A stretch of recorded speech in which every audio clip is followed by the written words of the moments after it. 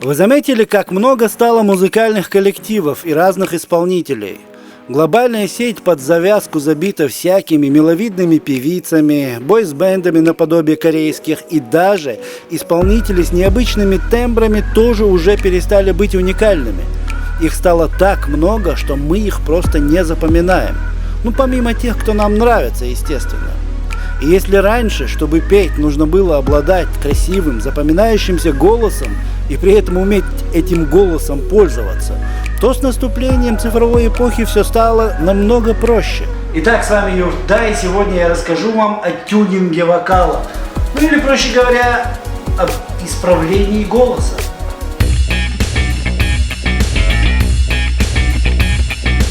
Об этом не любят говорить, хотя это и никакой не секрет. Просто артисту не очень-то хочется, чтобы знали, что во время работы в студии над треками ему исправляли голос. Но мы сейчас не будем обсуждать моральную или этическую сторону этого вопроса. Я просто покажу вам, что это вообще такое, что оно из себя представляет. Не углубляясь в какие-то технические термины, просто наглядно. Ну, проще говоря, это не мастер-класс по тюнингу вокала, а просто пояснение для тех, кто в танке, что это и как это делается. Поехали! Итак, перед нами проект песни. Исполнитель — это маленькая девочка, 3 или 4 класс. Музыкой она не занимается, пением тоже. Просто учительница дала задание подготовить музыкальный номер на какое-то школьное мероприятие. Ну что ж, будем выкручиваться. Мы видим грусть у вас в глазах, быстро время на часах вперед умчалась, стрелки быстрее все бегут, и лишь несколько минут у нас осталось. Все время тает на глазах. Песни озвучат и пошальный взгляд, подарив глаза, печально улыбнуться, кончится глава. Я думаю, вы сами видите это огромное количество ошибок. Но в данном случае ругать исполнителя мы не будем, так как эта маленькая девочка, я так подозреваю, вообще первый раз поет в микрофон, а страх микрофона еще никто не отменял. Это бывает со всеми в первый раз. А у многих этот страх довольно долго не проходит. Исправляем голос по нотам. Мы видим грусть у вас в глазах. Мы видим грусть у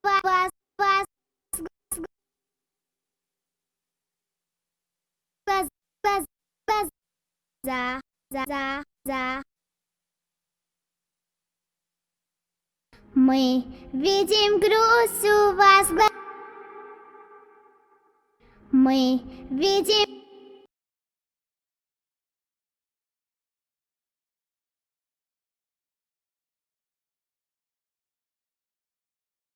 Мы видим грусть у вас в глазах. Кстати, вы узнали этот эффект? У него много вариантов названий. Робовойс, Golden Throat или автотюн, как называют его большинство моих знакомых. Раньше он использовался как фишка или как какое-то необычное искажение в голосе и чаще всего использовался в небольшом отрезке песни, чтобы добавить разнообразие.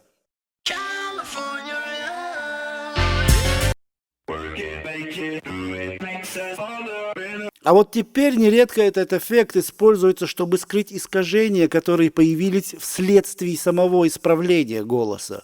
А в некоторых случаях, правда редких, но все-таки бывает, это значит, что исполнитель практически не попадал в ноты, и никакие дополнительные попытки не помогли, и проще замаскировать этот голос таким эффектом. А теперь для большей наглядности я вам покажу, что еще можно делать при помощи такого рода программ. Давайте скачаем акапеллу какой-нибудь известной песни. Ну, к примеру, вот этой. Пришла и оторвала голову нам Чумачечая весна, и нам не до сна.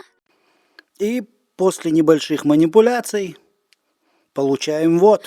Пришла и оторвала голову нам. Ну или вот так. Пришла и оторвала голову. Чумачечая весна.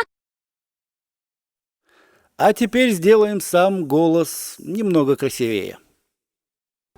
Мы видим грусть у вас в глазах, быстро время на часах вперед умчалась.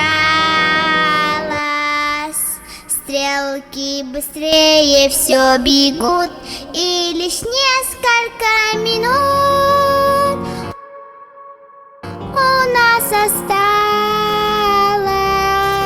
Все время тает на глазах, гаснут звезды в небеса, тускнеют свечи,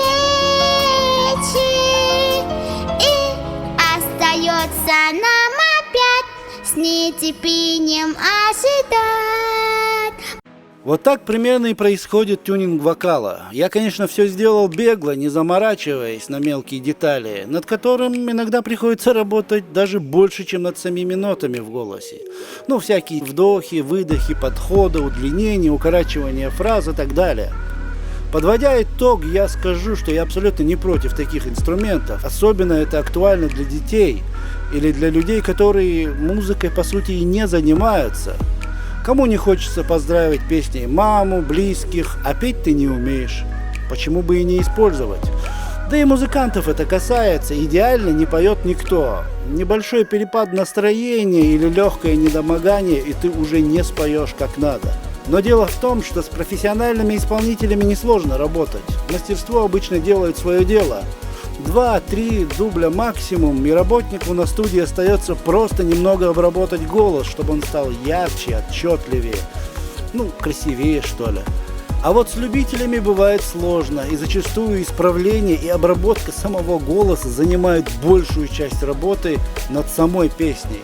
В общем, программы для исправления вокала – это технологически очень сложный продукт, и музыканты, да и просто любители получили инструмент, который значительно упростил им жизнь. И пользоваться им на студии во время записи, когда вам нужно добиться хорошего звучания голоса, просто необходимо.